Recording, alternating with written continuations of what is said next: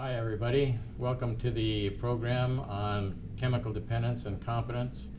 It's our continuing legal education program brought to you with some of my friends here. We have Greg Dorst, we have Mike, we have Kelly. My name's Jim Heiting. I wanted to start this out by talking to you about the importance that we find in this topic. This is a topic that saves lives, saves careers, and saves families. And I can't think of anything that I do as a lawyer that is more important than what we do here in talking to you and in carrying the message to people about chemical dependency and the miracle of recovery. First of all, I wanted to talk to you about the definition of chemical dependency, and if you don't mind, I'll read that to you so I can make sure that it's word for word correct. Chemical dependency is a primary chronic disease with genetic, psychosocial, and environmental factors influencing the development and manifestations of the disease. The disease is progressive and fatal. It is characterized by continuous or periodic impaired control over drinking and other drug use, preoccupation with alcohol and other drugs, use of alcohol and other drugs despite adverse consequences, and distortion in thinking, most notably denial. I think that the thing that I carry with me from that definition is simply that you continue to use despite adverse consequences. And I think that we'll go through that momentarily with the other speakers, but I know that if you will carry that with you, that will be a good definition. So what does that mean, continued use despite adverse consequences? That means that despite the fact that my family can't get along with me, that they continue to tell me that I drink too much or that I use or that I can't seem to get those briefs done on time, or my relationships with my kids aren't as good as they should be because of alcohol or because of drug use. Those are adverse consequences, but I continue to use. Maybe I got a DUI or 2 DUIs and I continue to use. Maybe there are other problems with performance that impair my relationships with my clients or that sort of thing, but I continue to use. And so the continuing to use despite those adverse consequences gives me a key that I should be looking at my chemical dependency or my alcohol use or abuse and maybe consider doing something about it before really serious consequences occur. But one of the things that I'm most excited about today is that we have all the different kind of angles about this. And so we have me moderating and asking some questions, and we have Greg Dorst, who's a professional in the field and is a consultant to the other bar. The other bar is a network of judges and lawyers who help other judges and lawyers with chemical dependency problems. And it is a very anonymous, confidential group. Greg Dorst is a consultant to that group, a professional consultant, and serves us very well in what he does. We also have Kelly here next to me. Kelly is going to talk to us from the family standpoint or the codependent standpoint. And we have Mike, who's going to talk to us about his involvement and his experience as he developed problems with the chemical dependency and what he did about it. And so we're going to have perspectives from the family member, the alcoholic, and the professional. And so I think it should be really a great program for you. You know, in regard to the codependency, I'm going to read you a definition of codependency. The definition is that the codependent is a rescuer, a caretaker, an enabler. I'm sure you've heard that term, enabler. It's a person who has let someone else's behavior affect him or her and is obsessed with controlling other people's behavior. It's a relationship addiction in which people predictably give their power over to others to such an extent that they neglect their own needs and their lives become increasingly distressed due to their concern about the other person. It's a person who intervenes in such a way as to prevent another person from facing the consequences of their own actions. Another definition would be a person addicted to another person. And so with those kind of definitions, we have the definition of the codependent, we have the definition of the alcoholic or the drug user, abuser that we've talked about. And now I'm going to turn it over, I think, to Greg Dorst to tell us a little bit about the other bar and about his involvement with the other bar. Now, Greg, a little bit about him. He is a graduate of Claremont McKenna College. He went to the University of Laverne College of Law and graduated from there with a JD. He practiced as a lawyer for some period of time. In 2002, he got his certification as an addiction specialist in the state of California, where he can counsel not only groups but also individuals, which is a very specialized certification. From 2009 to 2014, he was the chief executive officer of a very large chemical dependency and mental health hospital grouping with about 160 beds. And then he, of course, was the consultant to the other bar. And he has been an author of very many articles in regard to chemical dependency. He's a frequent keynote speaker nationally. He's a sought-after expert in chemical dependency and ethics. And I want to tell you, he's a good friend. We've worked together quite often in bringing this message to people who need to hear it, and in helping to bring people to the realization of what relief from chemical dependency can mean to them in their lives. So I'll turn it over to Greg Dorst here. Hi, Greg. Hey, thank you, Jim. Well, as Jim said, my name is Greg Dorst, and I am the Southern California consultant to the other bar, which allows me the ability to, at a moment's notice when I am notified by somebody, to get a group of people together to do what it is we actually love to do with regard to saving lives and careers, and that's to move forward to see if we can't, on the spot, deal with a person's problems. And that might mean going to their office and doing an intervention. It might mean going to their home, might mean sitting down with their families and talking about possibilities for treatment, possibilities for interventions. And also, I do a lot of mandatory continuing legal education seminars as well, which helps to increase the visibility of the other bar, which is a magnificent organization that is committed to helping lawyers, judges, and law students to find recovery and to maintain their sobriety and to build deeper and more sustained relationships with their families. So, I know a lot about the other bar because I've been a consultant, but really not as much as Jim does, because Jim Heiting has a long history with the other bar. He, in fact, was the president of the other bar for some time in the 90s, and has been a staunch member and promoter of the recovery possibilities for lawyers for 25 years now. And it really, you have an incredible history, and I can highlight some of those things that I think are important, and I think we ought to highlight, because you have done some things that most people have been unable to do, particularly even with your recovery history, which is absolutely magnificent. Your professional history exceeds that. You were the state bar president for the state of California in 2005, 2006.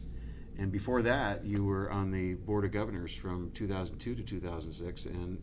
And I am so impressed with the things that you were able to accomplish and the territory that you mapped out, that I always have to talk about it. And I think it makes for an exciting story.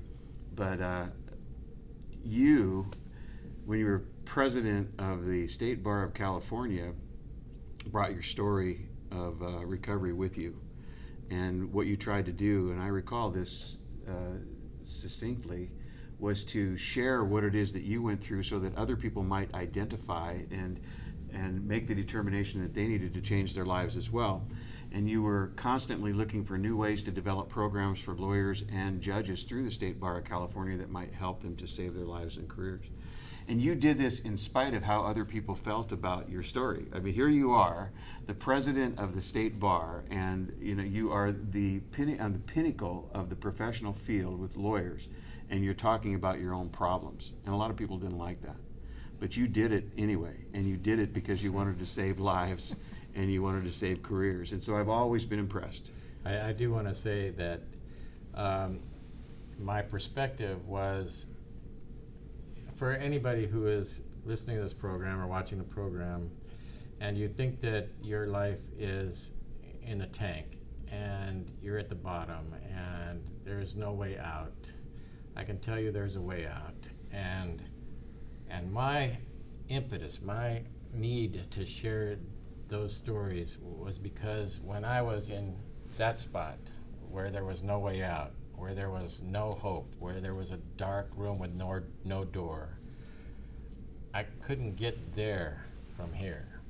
But somehow, through recovery and through a day-by-day relationship of sobriety and learning new ways of approaching life, that's how I got there. And the same is available for anybody who watches this program.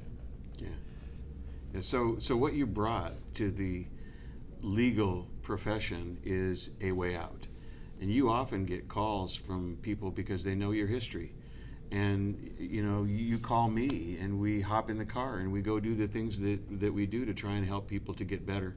And oftentimes that includes setting up interventions, maybe even finding a recovery or treatment center to take them in as residential participants, or merely just to take them to a meeting of the other bar where they can find something new, find a fellowship of people who are all pulling on the same end of the rope and are all looking for exactly the same thing. Because the commonality of alcoholism or the need for some sort of reconstruction of your ideas, your thoughts, your belief systems brings us real close together. When you add the being a lawyer or being in the legal profession to that, you've got a really tight-knit group of people. And so the other bar provides that. And I'm a proud member of the other bar. And I, not just the consultant, but a proud member of the other bar, and I know what good work the organization does. So, I'm always happy to sit here with my colleagues, with my good friends, and present and to bring about something that will change other people as well. There is one thing that you mentioned that I wanted to explore, and that was intervention.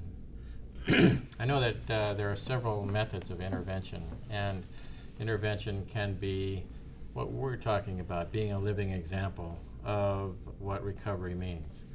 Another example could be that we encourage others to get sober or encourage them to get into a program of recovery. Another would be where we sit down at lunch and there's a little bit of a confrontation. There's an explanation of there are a lot of people concerned about you, and I just wanted to express to you that people know that you have a problem and that there's a way that you can take care of that, and if you understand that people are concerned with you and that there is an issue and it's exposed, now it's not a secret anymore, that can serve as an intervention. And then there is the next step intervention, and for the people who get to view this, I think it's important to let them know how it is that they can deal with themselves or others. And this is not just a program for you. If you're out there watching this and you're saying to yourself, well, I don't know why we have to watch an hour of this stuff. This has to do with chemical dependency. I am not chemically dependent. I don't have a substance abuse problem. I am not an alcoholic. I don't care about this stuff. I guarantee you have somebody close to you that has these issues, or somebody you care about. You can have a father or a mother or a brother or a sister or a wife or a husband or a son or a daughter or your partner or a judge or your law clerk whose life is affected by this chemical dependency disease and the issues that surround it. And if you care about that person, you can listen to this and learn methods of approach that will help that person. And I think that's so important to let people know the tools and give them some kind of opportunity to present those tools and make a gift to somebody, and maybe that's through an intervention. So what I'd like you to do is, if you would, explain a little bit about interventions and what they're about. Sure.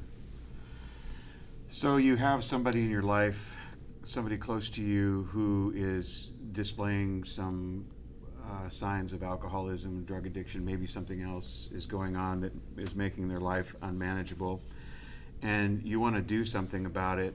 And the first thing that usually comes to mind is, well, I'm going to tell them about it. I'm going to tell them how bad they're acting. I'm going to tell them how people feel about them. I'm going to tell them how I feel about them. And you get absolutely no traction with that. You are dismissed as being the complainer. You are always ragging on them, and you probably are not the one to be doing this. You're probably not the one to be trying to intervene in the person's drug addiction or alcoholism. So you need somebody who's a little bit more objective. And so I get a lot of calls in this arena. See, I get a lot of calls from people who say, I need some help because I'm not effective anymore. I can't say, I'm going to throw your dinner away again because it's happened so many times, and he doesn't really care, or she doesn't really care.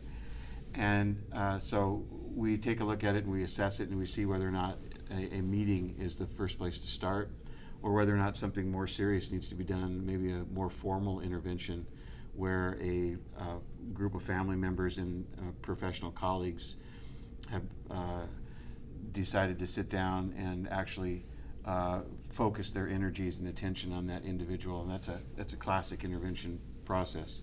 Can I ask a question? Sure. Is that where you sit around and everybody gets together and they start pointing the finger? Hey, buddy, you're an alcoholic. You're a drunk. Yeah. You know what you did at the party last week? I mean, do you know how much you embarrassed me? Is that what an intervention is all about? They used to be like that, yeah, and they were not very effective because not very many people are going to stick around and listen to that for long. They just get up and go. So right now, the way we do interventions is we try and apply some leverage, and we do it in a loving way. And so let's say the intervention is being done on me, and you are the interventionist, and your goal is for me to get me to say, yes, I will go into treatment. That's your goal. That's the only goal you have in mind. You want me to say yes to your suggestion that I go with you to go to treatment.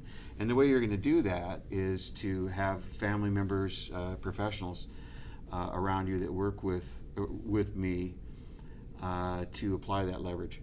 So if I say, no, I'm not going with you, Jim, I'm not going to go to any treatment center with you, I don't need this, then, my law partner's there, and my law partner says to me, look, we became partners in this field because you're a doggone good lawyer, and I really appreciate the way you practice law, but look, if you don't go with Jim, then we're going to have to dissolve the partnership. I'm not working anymore with a person who's got the set of problems that you display.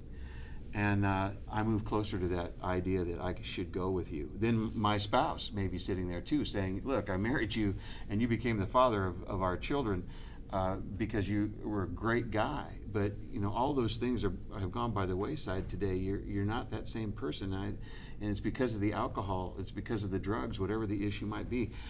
You can't come home if you don't go with Jim. If you go with Jim then and get the treatment that you need, then we welcome you back with open arms. I mean, your partner welcomes you with open arms. Your wife welcomes you with open arms. But if you don't, it's done. So, as I understand interventions today, they're done in a loving way, a method of compassion, of empathy, of understanding, but that what they end up doing is pointing out to the person who is the subject the important things in their lives that are so important to them that they will make the decision to take the step and get into treatment. And they'll remember how important those things are. They'll be they'll be impressed with the importance of those things and make the decision to go. Is that it? Yeah, we look for leverage. We want people who can apply leverage rather than just witnesses to bad acts. You know, it used to be you'd get a bunch of witnesses to the bad actions of this particular individual. Oh, I saw you with a lampshade on your head. You can't act like that. No, today what we want to do is provide some real leverage that will move a person toward the response which we want to hear, which is just, yes, I'll go get treatment. We don't want anybody to say, I'm going to quit drinking forever. That's not what we want. We want people just to say, I'll go with Jim. Well, what makes I'll it go with so Greg. what makes it so hard? I mean, why can't they just stop? Why don't they just stop?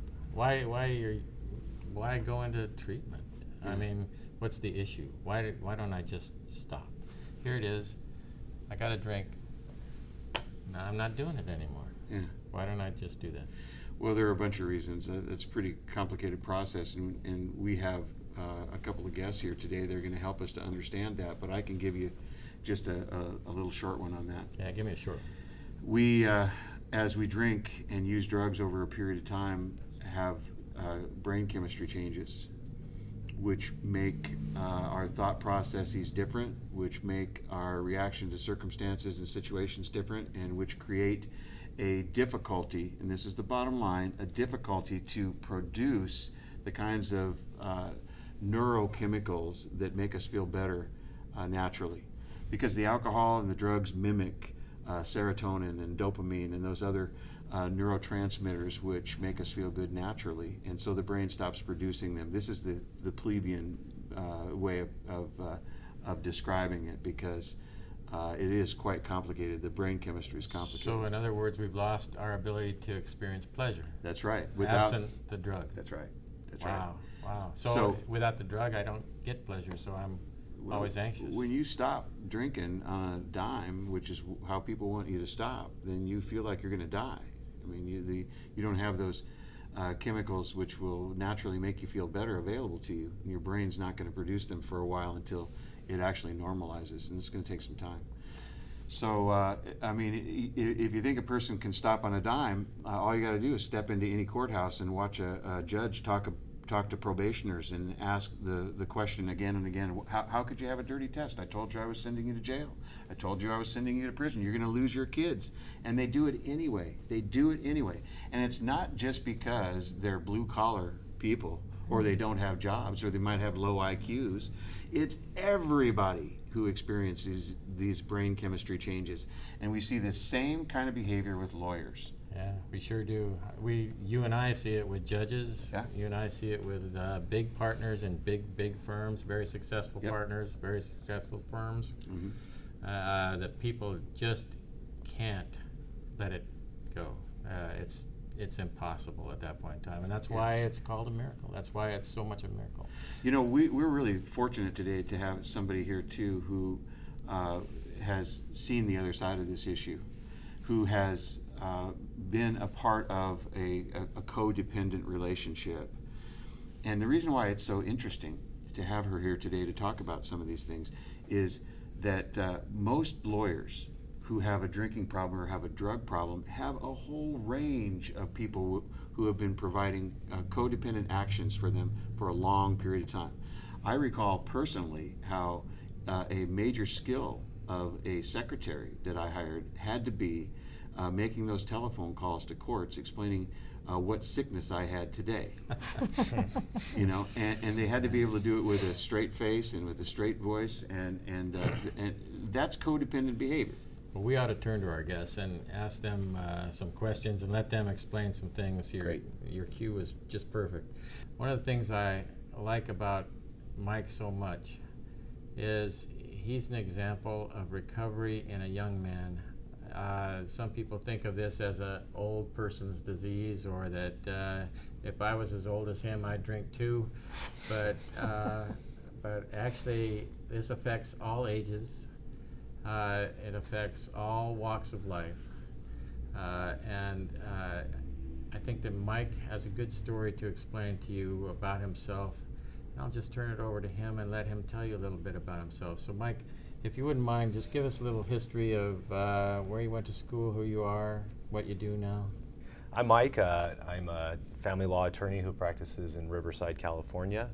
I finished my undergraduate degree at UC Berkeley, and I then went to law school at the University of Laverne. I was a bit of a late bloomer when it came to drinking. It wasn't something that appealed to me too much in high school. I was really focused on sports and school, and my various ventures with it in high school didn't turn out too fun, and so I actually didn't really pay too much attention to it. In college, though, things started to change. I felt a little bit more freedom, and I was able to have more control of my schedule, and I started to drink more heavily, binge drinking because, and by binge drinking I mean that I drank a lot in a short period of time because I was still focused on school. I still felt that if I could accomplish what I needed to accomplish during the week, then I almost deserved my free time towards the weekend. As I progressed through college, that kind of changed my schedule. It started to become more and more of that rather than the focus on school. But I was able to get into law school, and then I just kind of continued the same pattern, unfortunately. I was starting to pick up some consequences. What kind of consequences? I was arrested.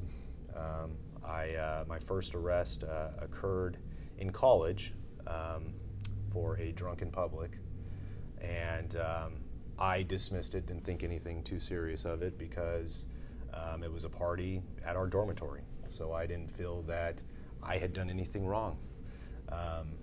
And as time progressed in law school, there was a place near where I was living that was my favorite watering hole, and I had a lot of good times there. And unfortunately, it wasn't too far from my place, so I drove home pretty frequently. And I didn't realize it at the time, did not pay too much attention to it, but that was extremely dangerous.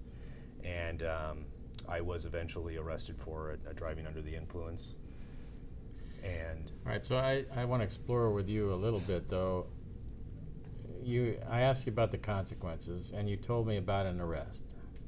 What consequences were you having other than that? What consequences were you having in relationships, in your schoolwork, in your ability with your friends? Did your friends ever tell you maybe you drank too much?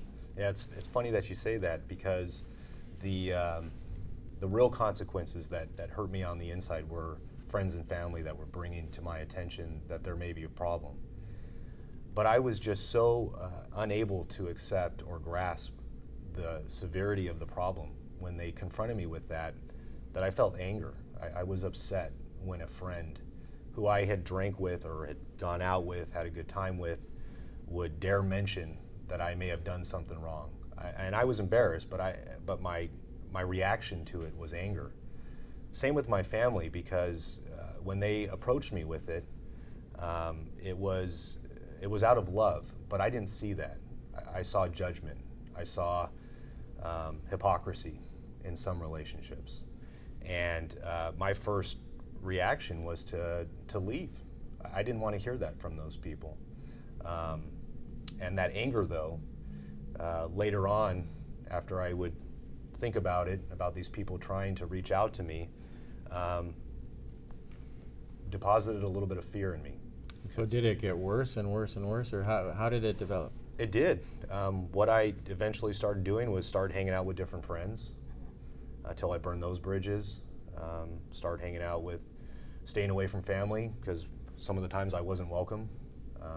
And so I just slowly started to end relationships that didn't fit my priority in life, which was drinking. And I didn't realize that that was a consequence at the time.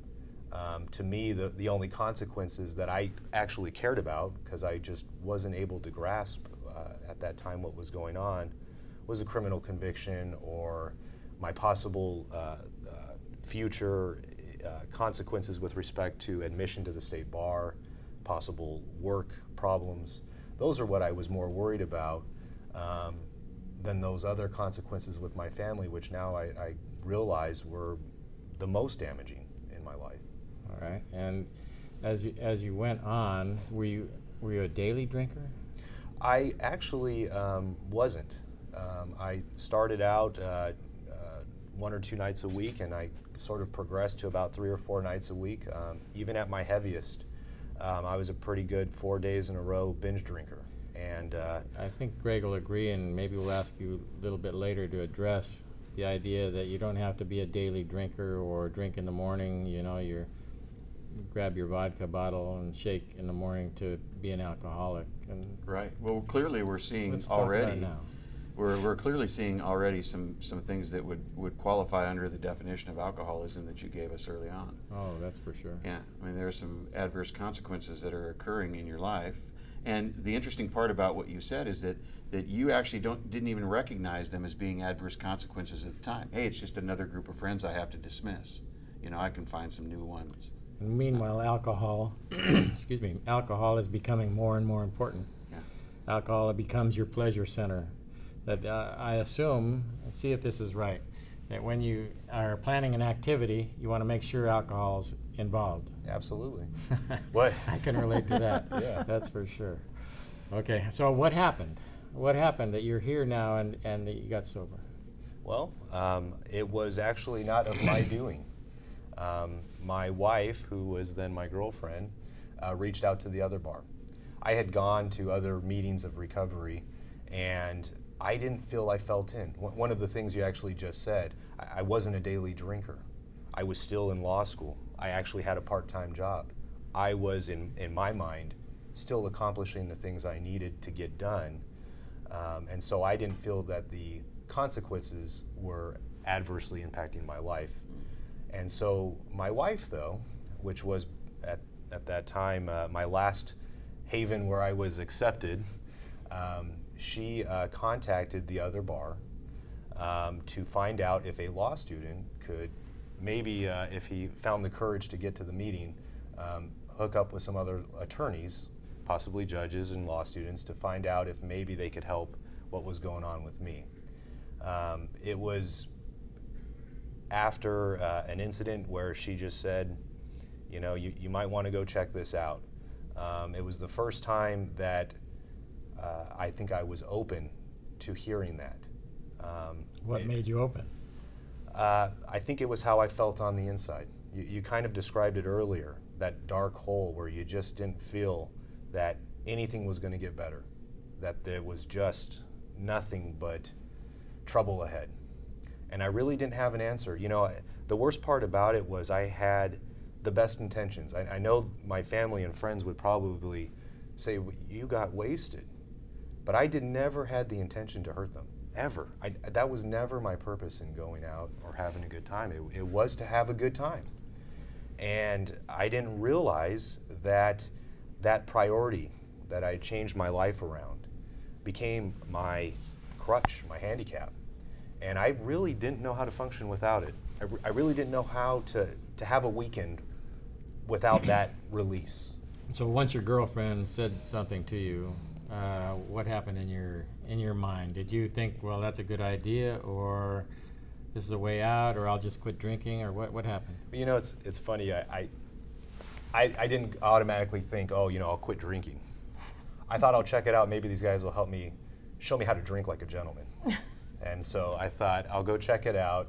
These are other attorneys. These are some people that I may be able to network with.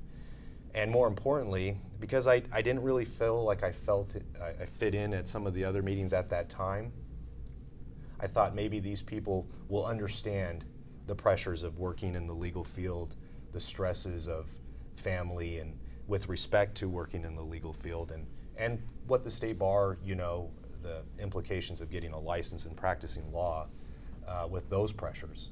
So I felt that it might be something I could check out and get a little bit more encouragement on how to deal with what I was going through. But I think when I first went, it wasn't to find out how do I just quit drinking forever. It was, how do I just get around not messing up tonight or tomorrow. Right. And what did you do? Who did you contact? How did you get some answers? Well, it's funny that you say that.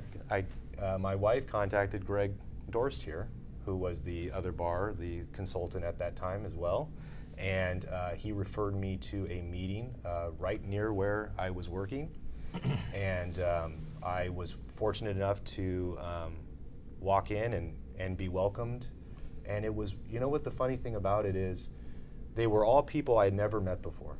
I had fear going into that meeting thinking, gosh, what if I run into this person? What if I see that person? Well, I eventually did see people that I knew, but all the people that I met, those strangers, when they reached out to me at that first meeting, they hit something inside me that none of my family, friends, and my wife could do. I can't explain it. There was a connection with those people in that room that had gone through what I had gone through in some form or fashion. And there wasn't judgment, there was help. So, excuse me, so your wife called Greg, and Greg called you? Yes, yeah. I need to be clear on that. I wasn't the one that was jumping at the chance to go to this meeting. My wife, because what I did was I found the exception to the rule. I was an excellent law student, I might think of myself, because the website for the other bar said that it was a recovery community for lawyers and judges, and I was only a law student. Ah, I was an exception to the rule. yeah. So my wife thought that she might email Mr. Dorst, because if the consultant says that a lowly law student such as myself can attend, then I should go check it out. But law students are certainly welcome. We should clear that up. Yes. So, Greg, tell me, what happens when his wife calls you? When a wife calls, and I certainly want to make sure that our viewers know that if they have a concern, they can certainly call you. They can call me. We can talk. We have answers for them. We have direction for them. If it's not their problem, but it's a loved one's problem that they're concerned about, or somebody in their office or whatever, what happens then? Well, the first thing I want to say is that normally all of the things that we're talking about would be strictly confidential. But because of the need to get some of these things out, we have the agreement that you guys would love to share your experience, strength, and hope, as well as your story, so that other people might benefit. So you've given us all permission to talk about some of these things. Normally it would be completely confidential, Jim, and we wouldn't be talking about it in this fashion. But somebody who feels the need to see a change in another individual will oftentimes call me and want me to make that contact, the initial contact, from the standpoint of lawyers in recovery. Now, they can do that anonymously, can they They not? sure can. They do it all the time. Right. And I'll make those outreach calls and invite them to a meeting. I'll even go pick them up and take them to the meeting, and we'll talk about what their career might look like if they continue to do the things that they're doing. And we don't only have wives call us or husbands. We have judges call about people. We have partners call about their partners. And, Yep. and we do have husbands and wives talk about each other or ask about each other, and then about their children as Right. well, Yeah. or their parents. Yeah. Sometimes it's their parents. Yeah. All right, so Mike, was the pressure getting put on you? I understand your wife said, gave you a little mini intervention there. She did. She wasn't your wife then, but No. yeah. No. In fact, she was the furthest thing from it. She was pretty close to being an ex. But that was one of the ultimatums. That was one of the things that I needed to hear. But really, I don't know how else to describe it, but it was a moment of clarity. It was the one moment where I had tried to get out of it. I tried to weasel out of with the exception, and she found that I could go. And that encouragement to go, because the way I felt, I don't know how to describe it accurately, but it's a feeling that is just one of despair. And I think it just all happened at the right time, and I got in, and I'm just so fortunate that Greg was there, that the other bar is there, and that I was able to make it to that meeting. There's one thing I want to say. I recall this vividly. I recall the circumstances vividly, and I love to hear these stories, and particularly hear it from people who have benefited so much from a program like the Other Bar. But you are not the person that came in that first day. You are not that same person. You're a completely different individual. You're a phenomenal lawyer. You are where you're supposed to be, doing what you're supposed to do, and to watch those kinds of changes occur are just so buoying. They're just it's a magnificent thing to watch. That's really true. You know, I do get compliments about you. People know about my story and about how my history has evolved, but judges come to me and they tell me about Mike. They talk about Mike, and they talk about what a great lawyer you are, what a competent, responsible lawyer you are, and how much of a pleasure it is to have you in the courtroom. I can tell you this: without recovery, nobody'd be saying any of those things. So I want believe it. to ask you for a short little talk about how your life has changed now as a result of recovery. It's entirely different. I am married to that wonderful woman that reached out to Greg. We are expecting our first baby. I am more fulfilled in my career than I can explain. The lessons that I've learned from the people that have gone before me, and the people like you, Jim, and Greg, who I've just learned so much from, I'm able to apply and deal with the pressures, not only in law, but in my relationships. My priorities are different. I now know that what I need to do is take care of myself, and that means my recovery. And everything else falls into place. It really does. I have a structure to my life now, and I have a happiness that I can't even begin to explain. The freedom I have to live my life on my terms, with the people in it that do nothing but support me. And I'm able to appreciate that support is one that I didn't think was possible, because I was trapped. I was crippled by this disease. I am just so eternally grateful that there are rooms for me to be able to live this life. And so if there was one thing that you wanted our viewers to take away from your experience, what do you think that would be?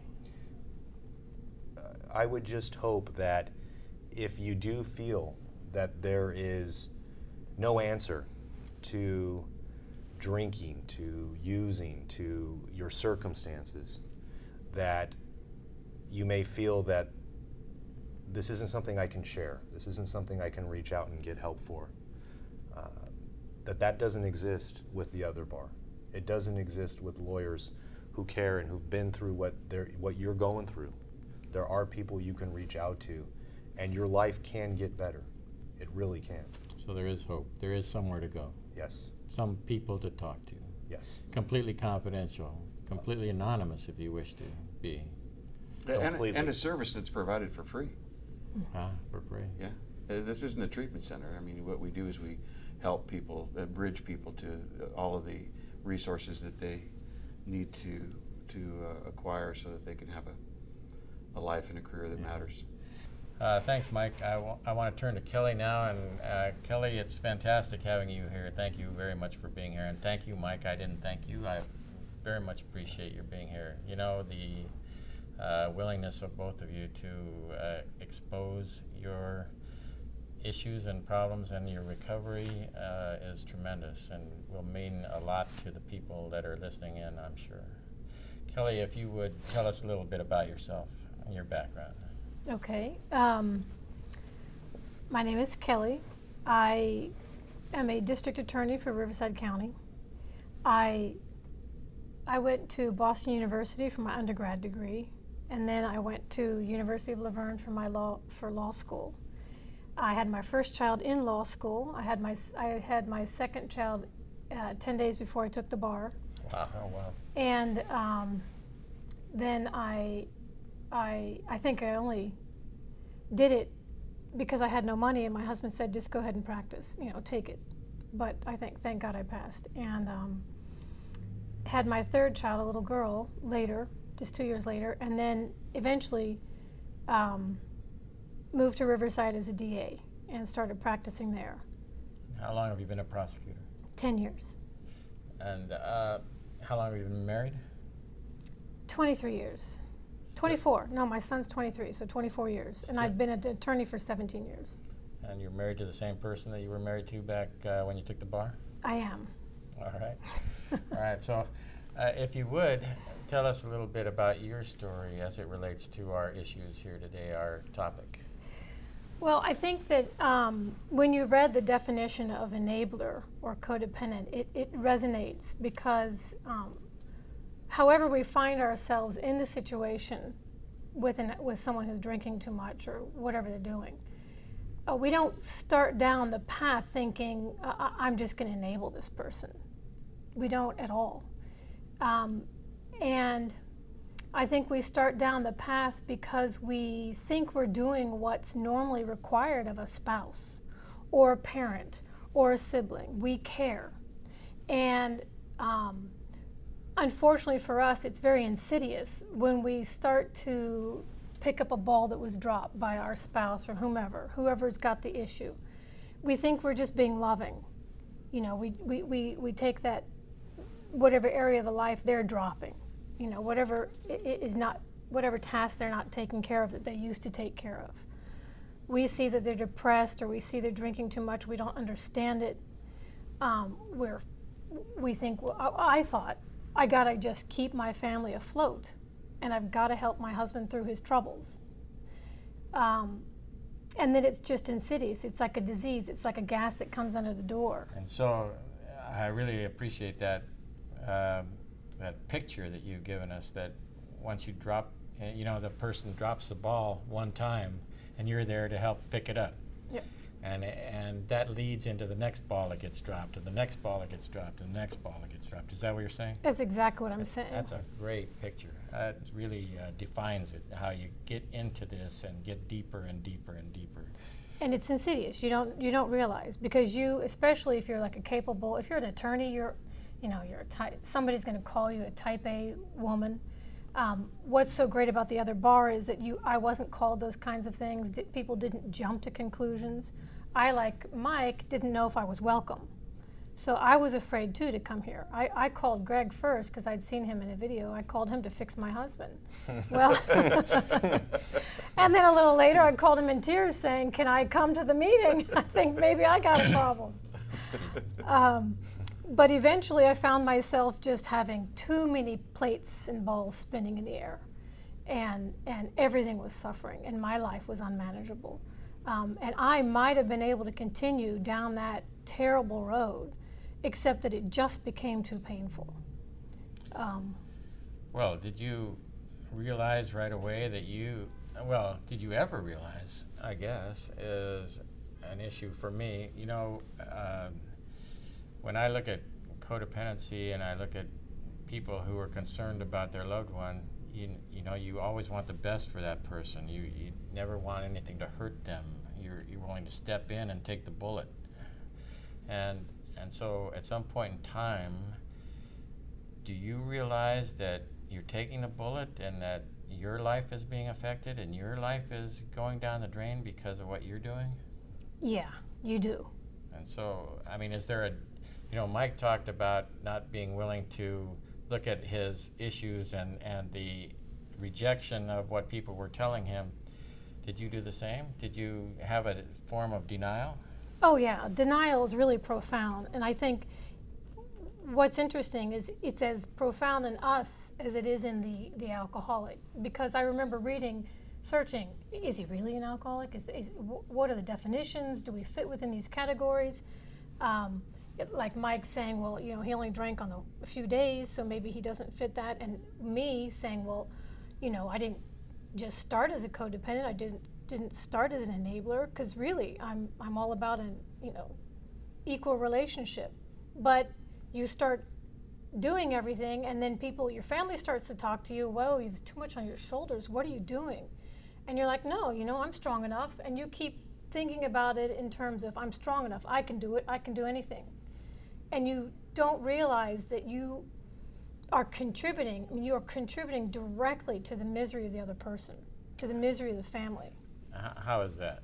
How does that work? Oh, it doesn't work well at all. I mean, why do you say that? Let me put it that way. Well, because it's this double bind you get into. You've got your spouse who's not doing their part. You pick up the slack. They're not giving you any kudos for picking up the slack. In fact, they're yelling at you, or they're doing something that's certainly not thankful. And then you start, at least in my case, I started to belittle or browbeat or insult my spouse. And at the same time asking for help, asking for things to change. None of my tactics worked. And since none of my tactics worked, I figured I'm not doing something right. And it's the moment where I realized nothing I'm doing is making anything better. In fact, it's making things worse. And then coming to Greg and talking to Greg and then being so welcomed in the meetings. I mean, I was terrified to come, but I was really at my wit's end. And there was nothing that I was going to be able to do to control this other person. Nothing. And the more I tried to control, the more negative results I got. You know, Kelly, at the same time, your tactics weren't working, your alcoholics' tactics were. Yeah. And your alcoholics' tactics were to say things like, this is all your fault. Oh, yeah. And so your believing that led you into this spiraling cycle of, I got to pick up more balls. I got to make him happy in this way. I have to do more to make this family work. And it's like a dog chasing its tail. It really is. So let me ask, what were your fears? What was driving you? My fear was that my fear was big, and it was hard to label and describe. It was that all my dreams were going to fall apart. Everything I'd wanted for my family, not my career, my family, the family I wanted was going to fall apart because I had no concept that I could set a healthy boundary that was a short or simple boundary, and just sit back and have the natural consequences happen.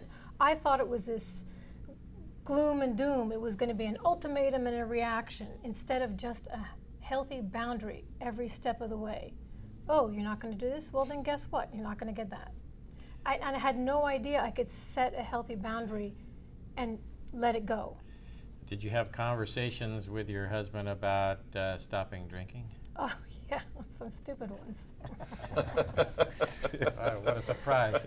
And did he promise to stop drinking? No, never. Never? Well, no, I don't think so. Not until he really just stopped drinking. I think it was mostly belligerence. I don't have a problem. If you want to see what an alcoholic is, go to Russia and see the drunks on the street. It was not, no. I'm in control was the reaction I got. I'm in control. And you felt that you needed to be in control. No, I mean, he said I'm in control of my drinking. No, I understand. Oh, yes, I did feel I needed to be in control. Yes, I did. Right. And, it's really interesting, the idea of intervention and family dynamics, because I know of families, my own family, as a matter of fact, who had a drug addict nephew who needed help, and we were setting up the intervention to get the drug addict help, right? And so when the intervention was planned, we were going to tell the drug addict nephew that, well, you can't come back here to grandma's house anymore and stay in the bedroom on the third floor. You can't go back to uncle's house and do this anymore. You're going to have to go into this treatment. And the reaction was, what if nephew becomes homeless? What if he says no? What are we going to do? We're going to drive him away from all of us. Mm-hmm. He's going to die out there on the streets. We can't take that risk. And so, did you have those kinds of thoughts about your family and about your husband? Sure. My thought was, if I say you need to do all these things, he's just going to leave and go back to the former Soviet Union. I wouldn't have a father for my children. There'd be no chance of recovery at any point. it was going to be a loss of everything. And it's funny. It just takes. We codependents have to go through our own journey, and we can't be forced any more than someone else can. And if I had known then what I know now, I would have saved myself a couple years of agony and pain. You know, I think it's really important that we realize that as much as the alcoholic is involved in the alcoholism, and that his or her life revolves around alcohol or drugs, the codependent's life is also consumed. And there's a focus on that alcoholic or on that drug addict or on that person that your life circles around constantly like a swirling pool, and that you, as well as that person that's addicted to the drugs or alcohol, are sick too. Yeah. You know, it's not easy to hear, and you don't want to hear it. You don't want to hear that you have a problem, because on the outside, you're the one who's keeping all these balls up in the air. And you're like, how dare anyone say, I got a hand in this, because I'm handling it all. And certainly as a female attorney, you know, we come to this profession being capable people generally, and driven. So we're problem solvers. So we can solve any problem in the world. Well, this is one you cannot solve. You just can't solve. You've got to just be able to pull out of it, extract yourself from this nasty mess, and start to just say no with love and with kindness, but really firm. And what the phrase that resonates the most for me from program is when you rob someone of the natural consequence to their actions, you rob them of a chance to grow. And so if you've got someone who's been drinking for a certain amount of time, they're not growing.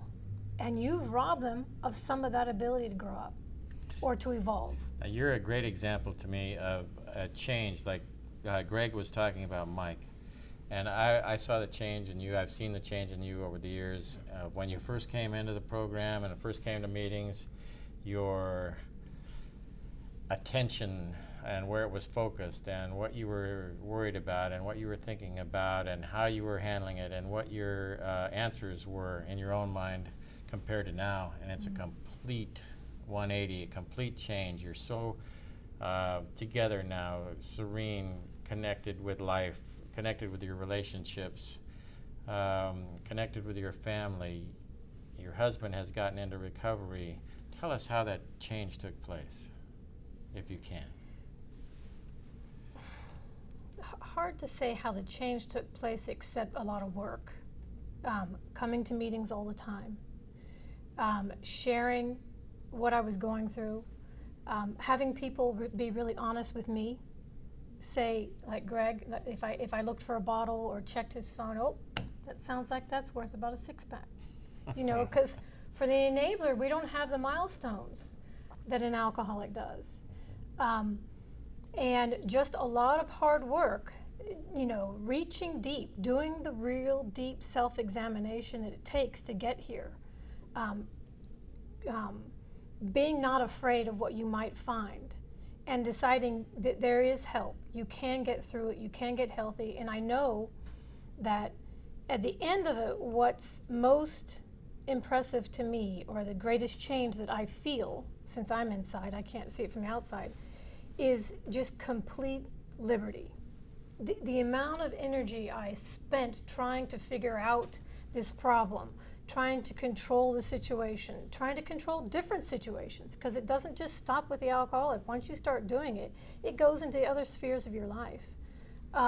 You start to try to control maybe somebody you're working with, or the situations that you really have no control over, because you're flailing out there.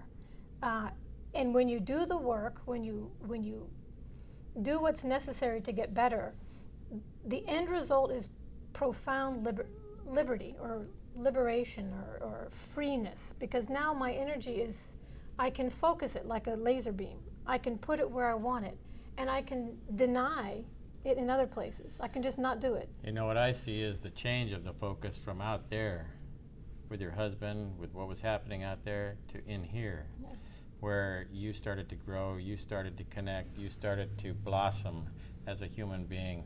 And I think that affected all of your relationships, and it affects all of our relationships as we have this effect with other people. And so I understand that I understand from your history, and I'll just make it short, that when you got well, when you started to focus in on yourself and you started to connect with this program of recovery for Al-Anon or for codependency, that your example affected your family, affected your husband.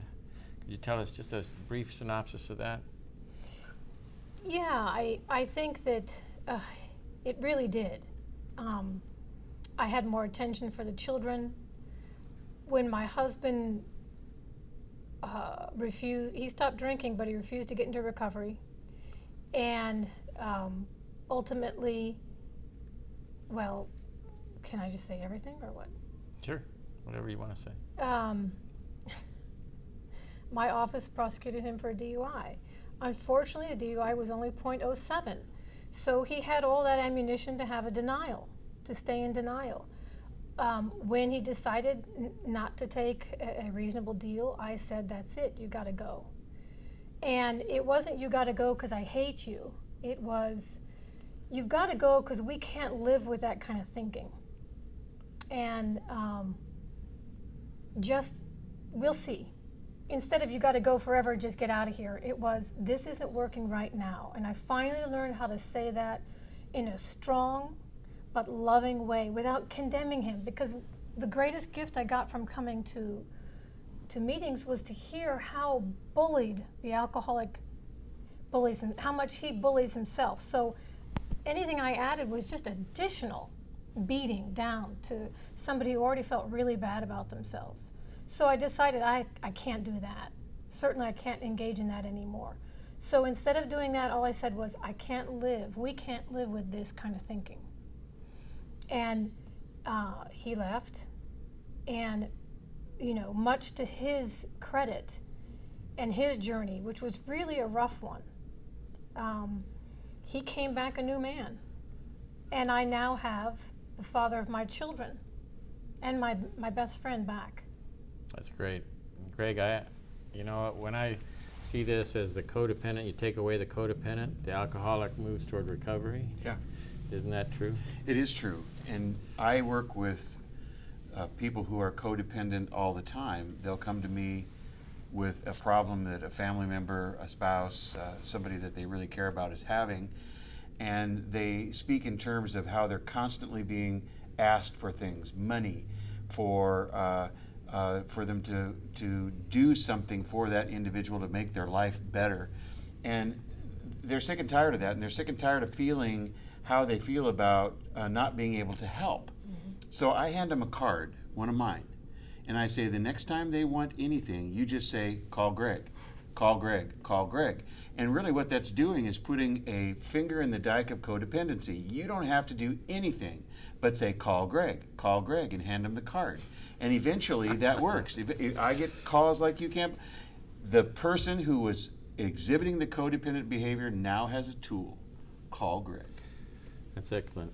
Kelly, let me give you the opportunity that I gave Mike. If you were going to say one thing to the people who are watching, what would it be?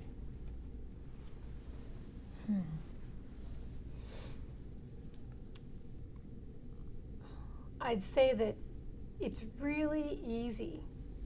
It's very easy to blame the alcoholic, because on the outside, they're not picking up they're not carrying their weight.